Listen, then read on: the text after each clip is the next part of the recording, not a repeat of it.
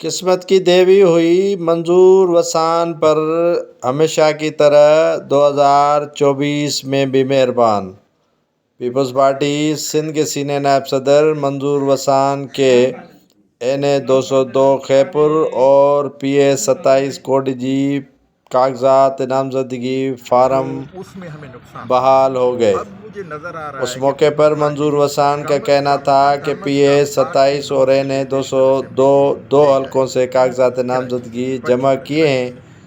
دونوں حلقوں کے کاغذات نامزدگی بحال ہو گئے ہیں۔ سیاسی ملاقڑا شروع ہو چکا ہے، جس کا انتظار ہے 8 فروری کو مقابلہ کر کے جیت کر دکھائیں گے۔ جبکہ 2018 کے الیکشن میں ایک سازش کے تحت مجھے الیکشن سے باہر کیا گیا اور اثاثہ جات کی آڑ میں میرا فارم رد کیا گیا۔ منظور وسان نے پیش گوئی کرتے ہوئے کہا کہ نئے سال میں نئی تبدیلیاں 10 اور 12 جنوری تک الیکشن کے سلسلے میں کچھ بھی ہو سکتا ہے۔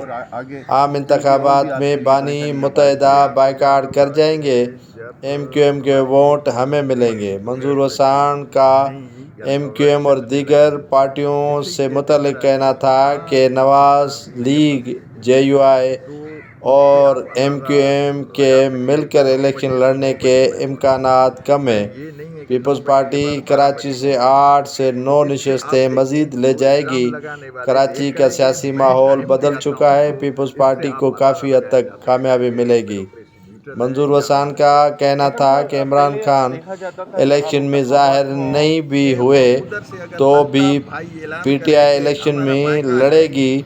پیپلز پارٹی کی جانب سے ابھی تک امیدواروں کو ٹکٹیں جاری نہ کیے جانے کی وجہ پارٹی کے امیدوار زیادہ ہیں اور ووٹرز بھی زیادہ ہیں۔ ٹکٹوں کا اعلان جلد ہوگا۔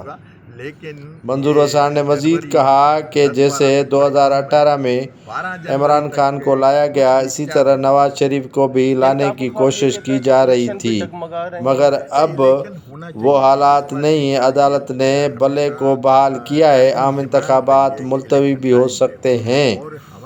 منظور وسان نے انکشاف کیا، پی ٹی آئی کا نشان بحال ہوا ہے، لیکن عمران خان کے الیکشن لڑنے کے امکانات نہیں لگ رہے۔ منظور حسین وسان نے مزید کہا کہ آنے والے دنوں میں اور بھی سرپرائز عوام کو ملے گا اور عام انتخابات میں پیپلز پارٹی بڑا اپ سیٹ دے گی اور سرپرائز دے گی۔ عام انتخابات جیت کر وزیر اعظم بلاول کو بنائیں گے۔